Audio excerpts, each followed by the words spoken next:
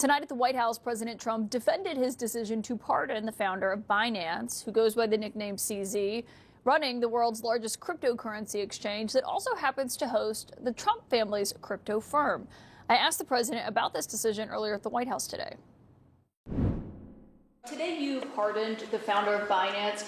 Can you explain why you chose to pardon him, and did it have anything to do with his involvement in your family's? The founder of Binance. He has an involvement in your own family's crypto business.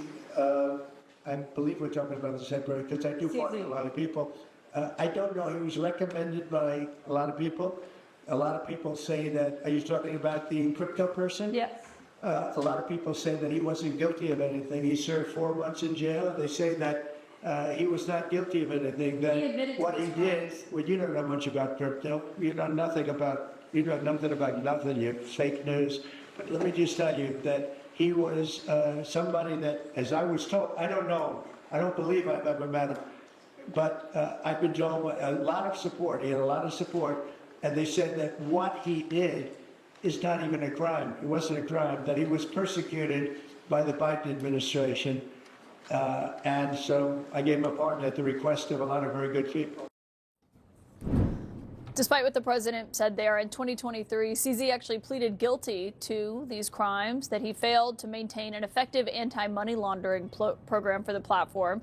He agreed to step down as the CEO and ended up paying a $200 million in fines. The company itself paid more than $4 billion in penalties following that years-long investigation that alleged Binance allowed bad actors to operate on the platform, enabling transactions linked to child sex abuse and narcotics, even failing to report transactions for financing terrorist organizations like Hamas and Al-Qaeda. Basically, they could move money around on the platform. CZ was ultimately sentenced to 4 months in prison, but back in May, he made it clear he was pursuing a pardon from the president. I certainly wouldn't mind one. But the legal means to apply, of course, right? So I got lawyers applying. The reason the pardon matters is it means that they can now allow Binance to operate in the United States again, potentially benefiting a company that has ties to the president's family's crypto firm, which is World Liberty Financial. Binance hosts the Trump family's crypto firm on its platform. Binance has also helped popularize World Liberty Financial's proprietary tokens, the sale of which has generated hundreds of millions of dollars in fees for the Trump family. In fact, one of the biggest sources of income found in the president's financial disclosure report earlier this year was a $57 million token sale that was made from World Liberty Financial. The Wall Street Journal estimated that WLF has added more than $5 billion in paper wealth to the Trump family fortune, surpassing actually the president's real estate assets. Just last week, we had Eric Trump here on the program. We asked him about how much of the family's wealth is now intertwined with crypto. Some people want to know, how do you draw the line between what he does as president and what your family does as business?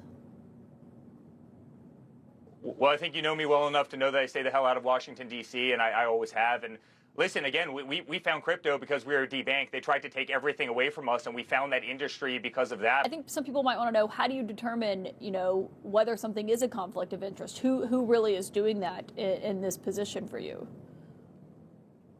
Well, obviously we have external ethics advisors. We take that very, very seriously. So you don't ever talk about crypto with your dad? I really don't. Joining me tonight is the Democratic Congressman Jamie Raskin of Maryland, who is the ranking member of the House Judiciary Committee. And thank you, sir, for being here. I just wonder first, your thoughts on this pardon by the president today.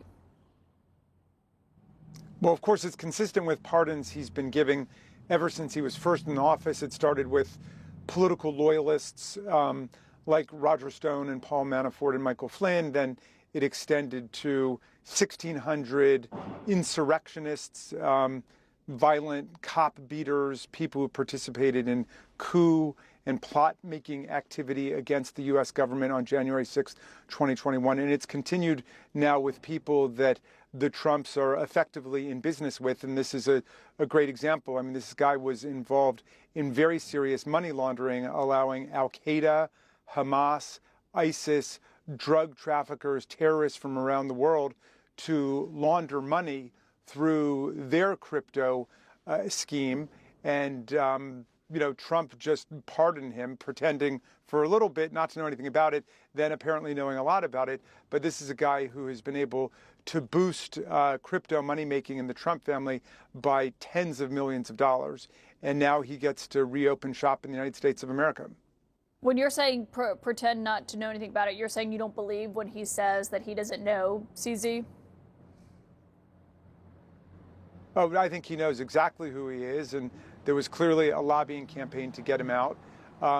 The Trump administration, through the Securities and Exchange Commission, has dropped 13 different criminal prosecutions and investigations against people committing crime in crypto. And understand, they're not being prosecuted just because they're involved in crypto. It is a lawful industry. These are people who are thieves and scammers and grifters who are using crypto in order to make money off of innocent victims. And yet they're just nullifying those investigations and prosecutions in order to promote their own business interests in crypto. And the Trump family has made more than $4 billion since January started. They created their own crypto meme coin.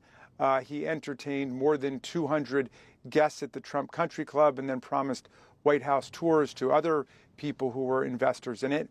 At this point, it's laissez-les bon temps rouler. I mean, they are completely engaged in crypto, and they've gotten to a point where nobody even asks the question, why is it that the president and his family are involved in business in such a way that they're collecting millions and millions of dollars from people that they're involved with on a business level? And we've seen it with foreign governments, and we've seen it with, criminal organizations now. Yeah, but we do ask those questions. We asked Eric Trump about it last week, given obviously how much money they've made off crypto and where that line is drawn. So let's talk about Binance, the co-founder known as CZ, and what message you think the president is sending with this pardon.